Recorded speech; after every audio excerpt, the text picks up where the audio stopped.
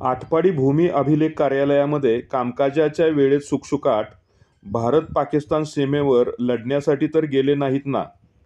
आटपाडी येथील भूमी अभिलेख कार्यालयामध्ये सोमवारी कार्यालयीन वेळेमध्ये शुकशुकाट पाहायला मिळाला. या ठिकाणी असलेले जबाबदार अधिकारी कर्मचारी आपल्या जागेवरती नसल्याचं दिसून आलं. हे चित्र फक्त सोमवारचं नसून हे नेहमीचं चित्र आहे.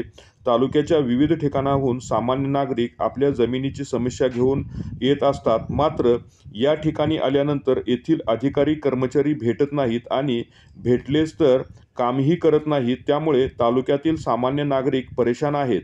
त्याचबरोबर ते अधिकारी कामकाजाच्या वेळेत सुद्धा कार्यालयामध्ये हजर नसतात. कोणी विचारलं तर मीटिंग आहे, व्हिजिटला गेलेत अशी थातूर मात्र उत्तरं मिळतात. त्यामुळे जेव्हा हे कार्यालय अधिकारी आणि कर्मचाऱ्याविना बेवारस पाहून उपरोधानं लोक म्हणतात की आता येथील अधिकारी कर्मचारी बहुतेक बॉर्डरवरती लढाई करण्यासाठी गेले असतील. भूमी अभिलेख कार्यालयामध्ये सध्या आपण बघतोय की कर्मचारी वारंवार गैरहजर असतात. महिन्यामध्ये फक्त 10 ते 15 दिवसच ते या कार्यालयामध्ये हजर असतात. बाकीचे दिवस ते गैरहजर असतात. या शासनाने त्यांना आठवड्यामध्ये 2 वेळा सुट्टी दिलेली आहे. शनिवार आणि रविवारची सुट्टी असते. अशा महिन्यामध्ये त्यांना 7-8 सुट्टी आहेत.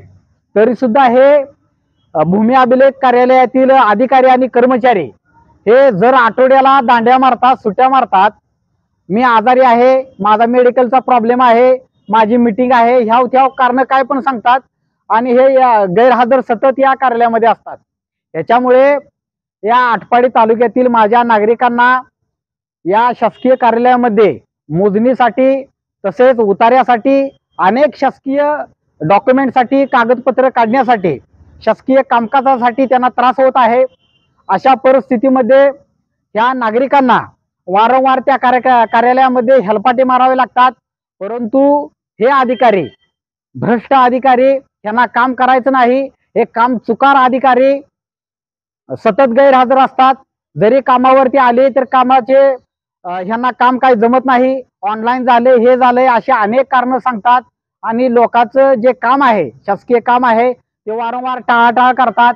अशा परिस्थितीमध्ये मग हे जे अधिकारी आहेत, हे शासकीय अधिकारी नेमकं कशासाठी या ठिकाणी आलेले आहेत? अधिकारी झाल्यानंतर प्रत्येक आई बापाला अभिमान वाटतो, त्याला आनंद होतो.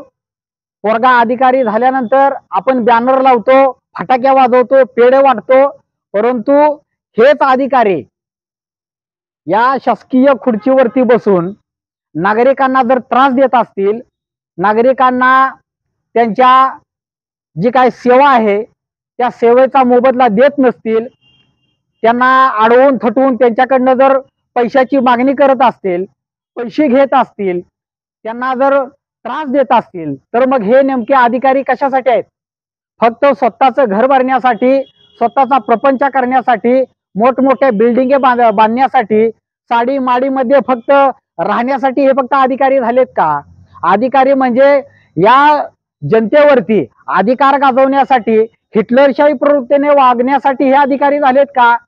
हे जनतेचे नोकर आहेत हे विसरलेत. त्यामुळे अशा भ्रष्ट अधिकाऱ्यांना, काम चुकार अधिकाऱ्यांना घरी बसवलं पाहिजे. जर त्यांना काम जमत नसेल तर त्यांनी राजीनामा द्यावा आणि घरात बसावं. त्यांना गोरगरिबाची कामं करू वाटत नाहीत. एकाचा धनदांडगा माणूस आला, नेता आला का त्याचं काम बरोबर फोनवर करतात.